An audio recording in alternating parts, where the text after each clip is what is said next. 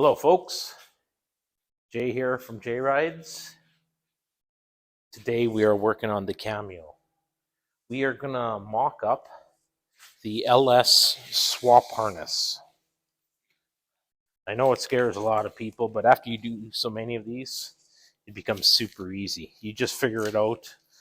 The one with the more wires goes down the driver's side. Obviously, for you got the alternator, you got a couple grounds, you got your O2 sensors, and yeah. And then this one here, it's easy to spot the passenger side because it's always got the positives that go down to the starter. So that's always on this branch. It's always on the right side. So that's where your injectors and coil pack connectors are. And yeah, so we're going to install this bugger today. And what we're going to do is we're going to put the ECM on the inside of the vehicle. It's just tiny, eh? This is a 09 ECM. So there's no transmission in this one. So I have a 6L80E transmission in this truck. So I gotta buy a controller for it. HP Tuners has one, Holly has one, and they're not cheap. But considering I got the transmission for pretty much free, I'll spend the money and I'll get one. So yeah, and we're gonna put the fuse box with the relays and everything on the inside of the vehicle. So you won't see it at all in the engine compartment. I've got my hole saw to put the grommet through the firewall. And yeah, so that is what we are going to do here today. I am waiting for my primer to dry on the TerraJet, so I might as well just keep busy with another project. That's why I got so many of them. Just keep on moving. No stoppage. All right, let's install this. Let's do it. And then we'll take it out. All right, let's go inside the truck. So the trick is here is to go high up in the center as possible. So you won't see it from the inside of the vehicle, or it'll be hidden. So, and then you won't be able to see it in the engine compartment because of the intake manifold will be out of the way, will be in the way, sorry, where the branches come out and go to where they need to go. So you got to go low on the outside and then high on the inside. So this is going to be pretty tricky. But I'm also going to be running one of those new electronic air conditioning heating units in this one. So it's going to have like a little box that comes down with digital stuff on it. So that may hide a little bit. So I'm thinking possibly just where those three holes are, maybe to the center of it. And that's where I'm going to be running my harness through. And because there's tons of room behind the firewall in these things. So, and I'm going to still have my glove box and whatnot. And that ECM is just itty bitty, so you can put that anywhere. That's what I'm going to do. I'm pretty sure I had a look. Let's go to the engine compartment here.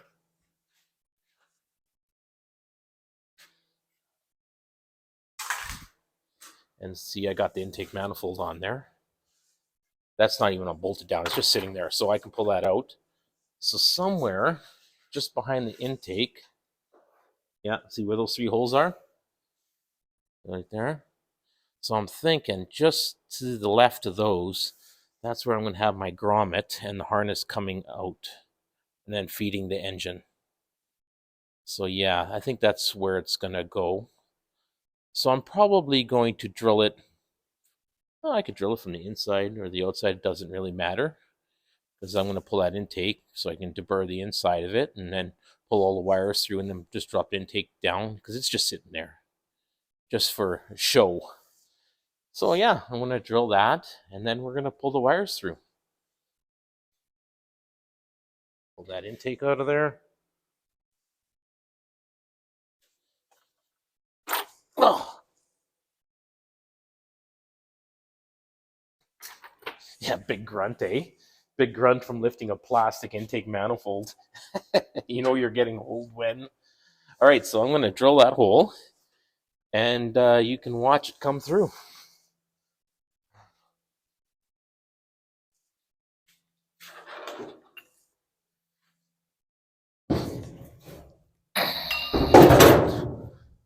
Right dead center. It's going to come right through the center. And wouldn't you know it, the battery's dying on my Milwaukee tool. All right, hole saw time.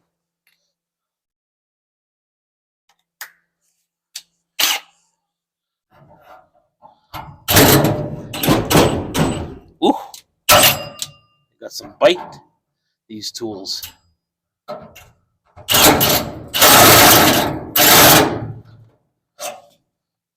Yeah, my tool died. I'm going to get a battery. My tool died.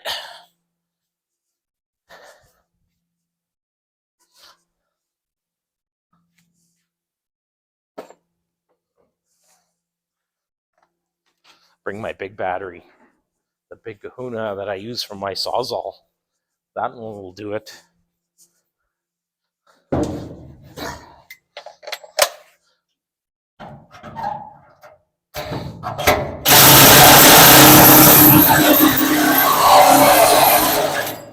Boom.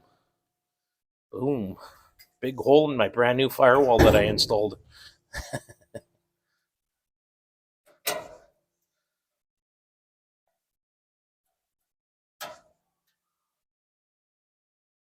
All right, let's put the harness through.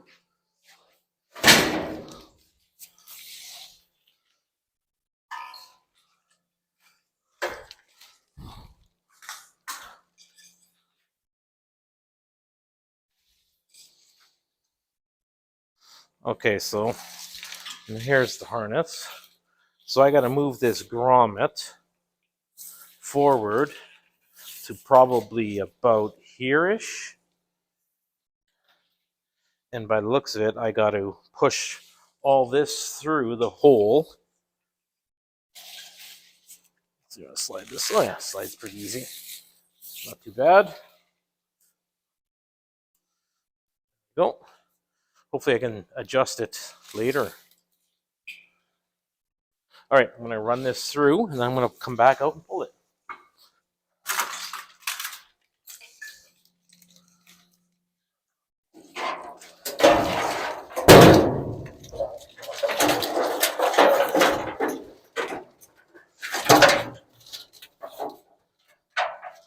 There he is.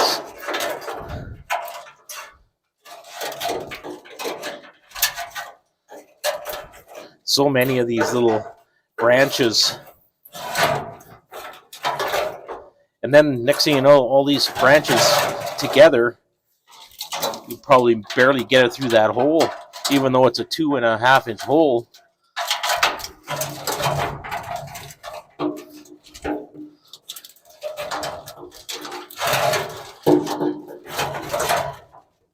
A lot of people would put it further down, like towards the transmission, but this transmission's a big transmission at 6L80. It's a big one. I actually had to make the tunnel, the little hole for the tunnel cover. The factory one is nowhere near big enough. I actually had to raise it about 2.25 inches by the way the motor sat and the transmission sat and the angles. Gotta get my short fat man ladder here.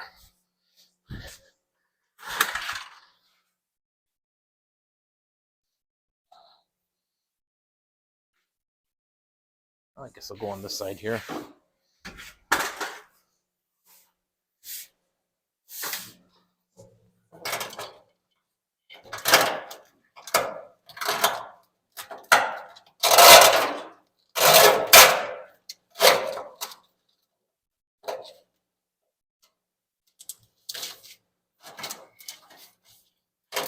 Oh, I gotta go back inside and push it through.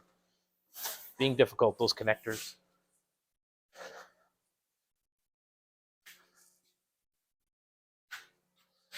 Those coil connectors are pretty large.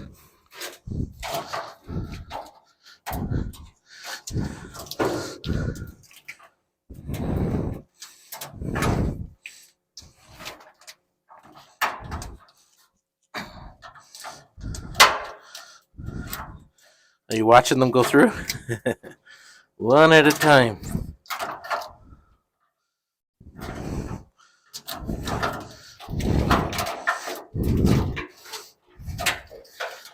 Maybe I should have put some lube on them.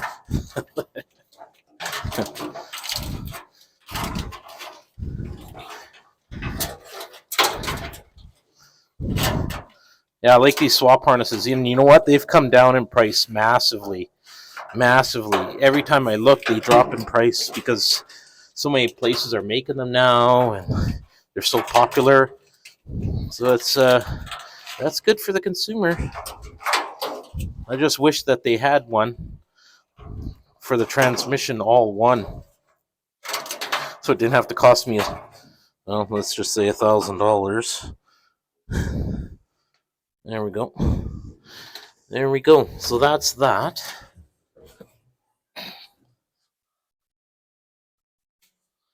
There's the spaghetti.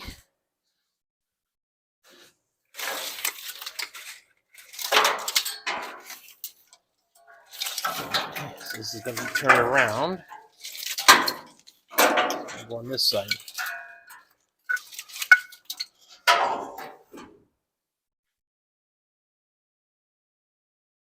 Okay, there it's through. Now, hopefully, I got all the right connectors. I don't have to get adapter ones or anything. Let's see here. I got my left side on this side, all the right ones on this side, and they just click in.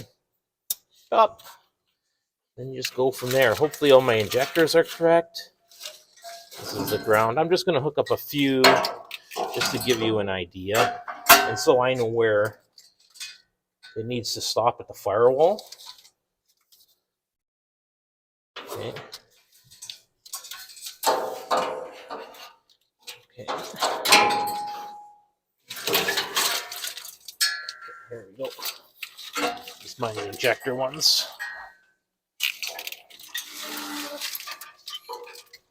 So here, yep.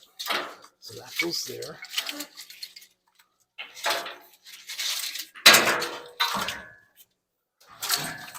Push that back. And yep, that goes down below on that side. And here's my injector one. So I've got to make sure that I have them in the right location. Right, and so now this one goes over on this side. My throttle position and all that. All right. Let's put that intake back on. And go from there. I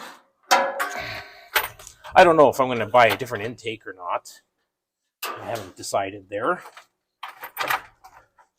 Get a fancier one. Or just leave this one and make a nice cover for it. Or buy one or whatever. We'll see what happens there. Never know what I come across.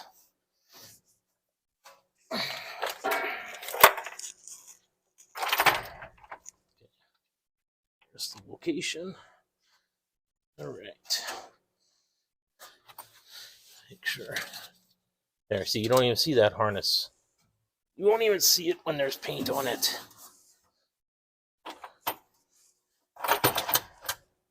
There. That's where she goes. So now,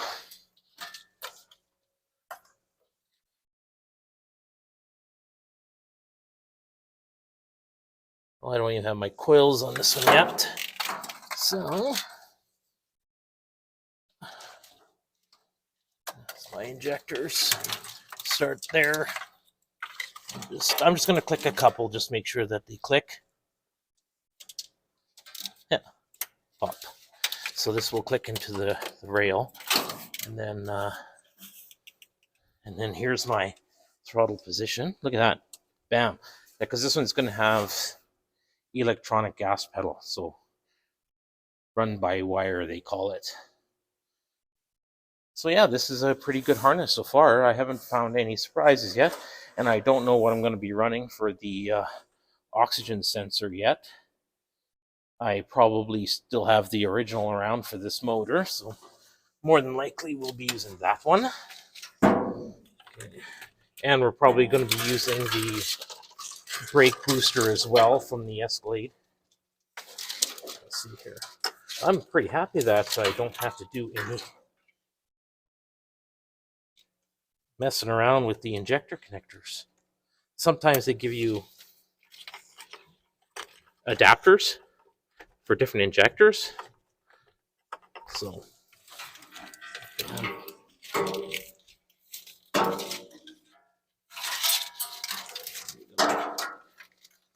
I'm just hooking up a few just so they know their location.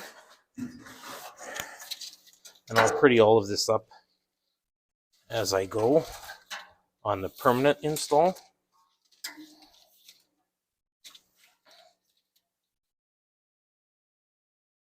Nope, not that one. Try that one.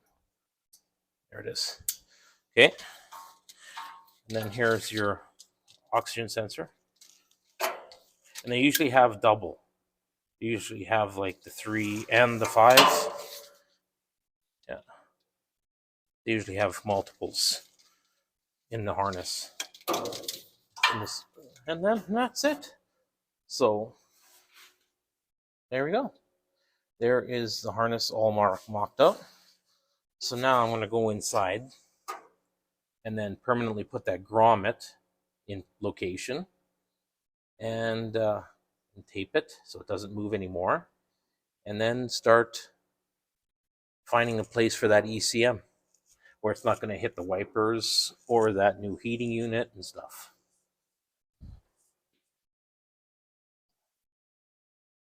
I'm just going to wrap some tape around and some electrical tape. And then you got this long wire here. Your 2 connectors for your ECM. And then here's your code reader. Stick it underneath the dash or hidden or whatever, wherever you choose. Oh yeah, and as you can see, I had to fill all of these holes in the firewall where all the old stuff was, because I'm not going to have the pedal and the master and everything underneath the floor, so it's going to be on the firewall. So yeah, this is going to plug into the gas pedal. So I'll have to reroute this from wherever I put the ECM down and into the gas pedal.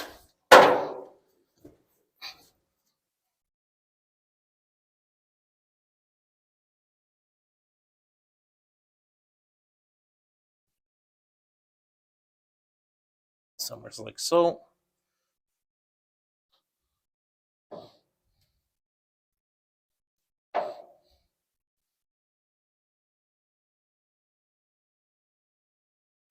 Just to make it fat so it doesn't slide back. And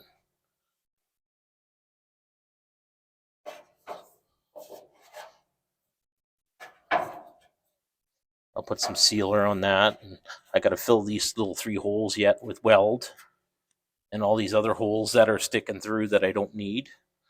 Oh yeah, and I'm also going to be making some covers on the engine compartment side where all the holes are poking through on the other side. I'm going to make some nice covers with bead rolling to hide all of the holes and the ugliness.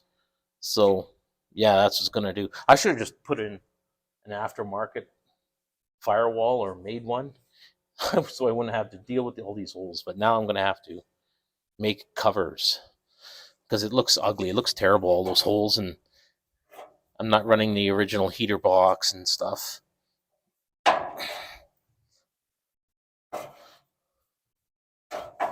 Okay, there we go.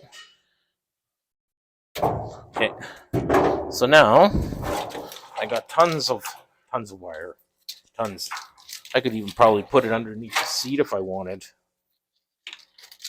But more than likely, it's going to be up in the firewall here somewhere. So yeah, that is installing of the LS swap harness for mock-up.